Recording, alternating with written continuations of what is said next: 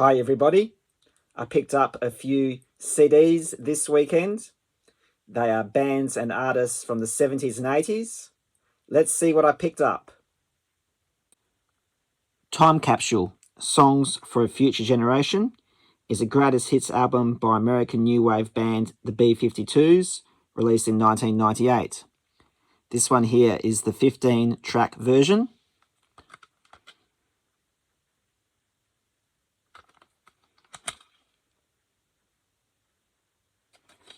And I thought I'd pick this one up because it was a little bit different to the 18-track version.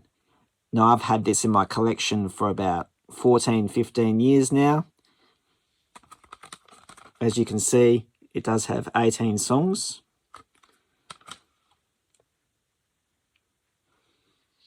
And this version here has 2 new songs recorded exclusively for this release. Animals is the 10th studio album by English rock band Pink Floyd, released in 1977. It was produced by the band at their new studio, Britannia Row Studios in London throughout 1976. So Animals is another one of their concept albums that they have released. It only has 5 tracks, and this release was released in 1994. Revival is the 7th solo studio album by American roots rock singer, songwriter, guitarist John Fogerty, released in 2007.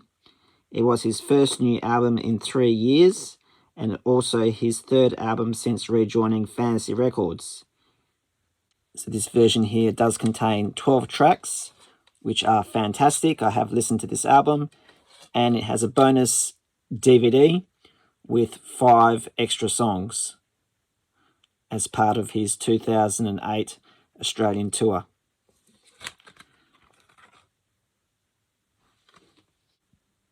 Classic J.J. Cale from the Universal Masts collection, released in 1999. I do collect this label. This is a compilation of J.J. Cale's work. Greatest Hits, Blood, Sweat and Tears, compilation album originally released on LP in 1972. This is obviously the CD version from 1999. This compilation album includes all of the group's best known material up to that time. This was the group's last album to earn a gold record certification. This 1999 version does contain 2 bonus tracks, So Long Dixie and More and More. There's the back there. On the Sony Legacy Columbia label. Masters Apprentices, Fully Qualified. This is a compilation album featuring the Australian rock band Masters of Apprentices. Released in 2006. Features a collection of their classic tracks on EMI.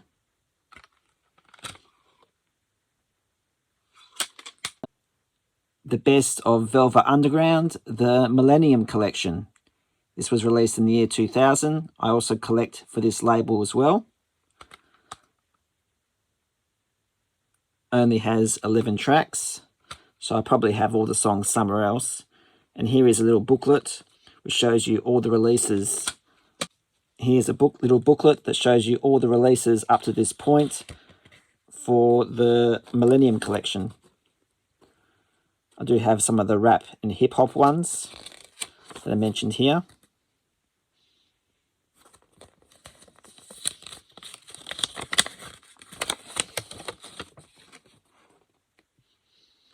They're all broken down into different categories.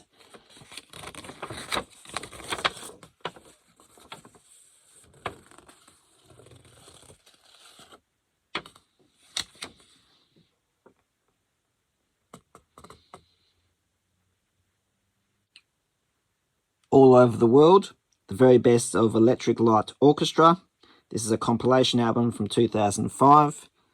I do already have this in my collection, but this one's in perfect mint condition, and mine does have a few scratches on it.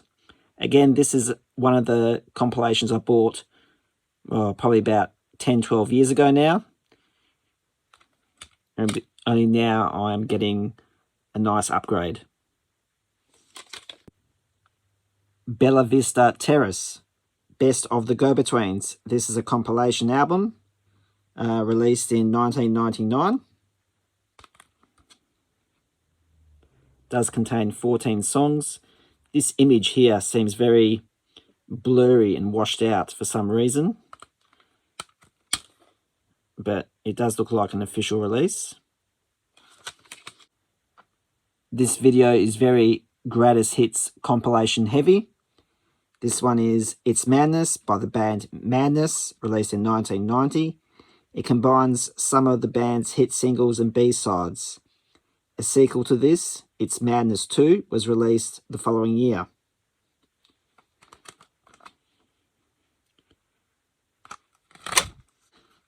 Nearly dropped it. I came home and I realised I have a 3 CD set, greatest hits of the Madness, so I don't know why I bought this, but the cover was interesting. Let's see if I keep it. The Jam Gold on a 2 CD set, released in 2005. And it's the same old story. I do pick up these gold compilations as well, because they just look so good inside. And you may have noticed I did show a Connie Francis one recently. And they always have fantastic photos in the booklet. And I'm sure this one doesn't disappoint as well. There's the boys. I won't show every page, but there's a couple of photos for you. The Hits compilation is a compilation album by Kim Wilde, released in 2006. So originally, this was going to be just a generic greatest hits release. Kim Wilde's fan site contacted EMI and asked if it would be better to release a new compilation of the early years from 81 to 83 instead. EMI agreed, so they came up with this. So if you look at all the tracks, they're all early songs, and the front cover is pretty much exactly the same as Kim Wilde's second album called Select. So a great way to get Kim Wilde's early material.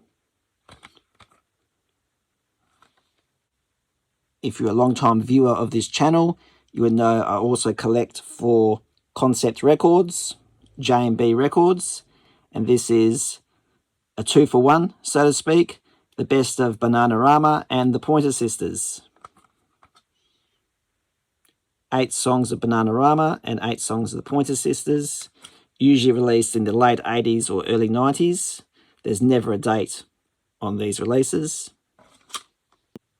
Fables of the Reconstruction is the third studio album by American alternative rock band REM, released in 1985. It was the band's first album recorded outside of the US, with sessions taking place at Livingston Studios in London with producer Joe Boyd. The record displays a darker, murkier sound than its predecessors.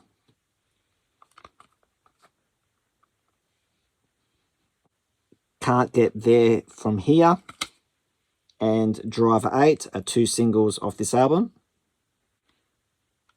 The Cockroaches Positive, released in 1991.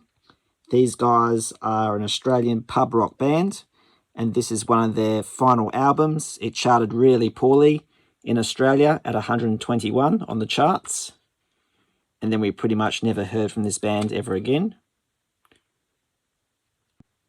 The Very Best of the Black Sorrows, their second greatest hits album by the Australian rock and blues band. The album includes 38 songs from the band's entire career and includes singles and album tracks, all of which are digitally remastered. The album was released in 1997 and internationally in 1998. The album is considered a collector's item by the Black Sorrows fans. And they're probably right as well, because I've never seen this compilation anywhere before. And I did look it up on Discogs, and you can get about $40 or $50 for it.